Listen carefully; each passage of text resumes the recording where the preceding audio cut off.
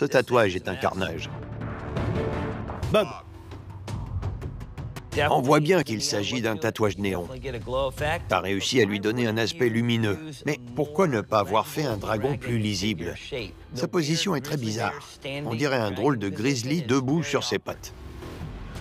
Hiram. J'aime bien l'utilisation de la couleur sur ton dessin, mais j'ai plus l'impression de voir un tatouage avec des couleurs fluo qu'un tatouage avec un effet éclairage au néon. Ce qui va pas dans ton tatouage, c'est la source de lumière. La chemise, qui est l'élément le plus proche du néon, n'est pas éclairée. Il faut jamais oublier d'où vient la lumière. C'est ce qui permettra d'assurer la cohérence du tatouage. Raoul,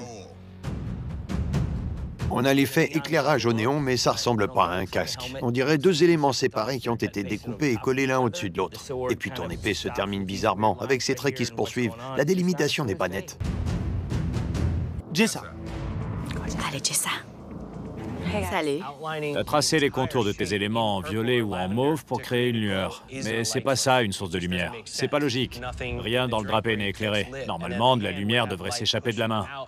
Tout devrait être baigné de lumière et créer une forme de rayonnement. T'as pas réussi à retranscrire ce rayonnement. Kay. Le vert s'estompe pour laisser la peau à l'état naturel et ça crée une très belle lueur. Mais ton arrière-plan est une cata. Il est grossier et il n'a pas de raison d'être. Il faut que ton dessin soit intéressant. Là, il va pas se hisser en tête du classement. Sache que ça pourrait te coûter ta place. Jordi. Je n'aime pas la façon dont ce rose fluo s'estompe dans toutes les autres couleurs qui l'entourent. C'est moche. Quant au Kraken, il n'a pas beaucoup de détails. On voulait du contraste. Il aurait fallu que tu fasses ressortir ton monstre. Ce tatouage est un carnage.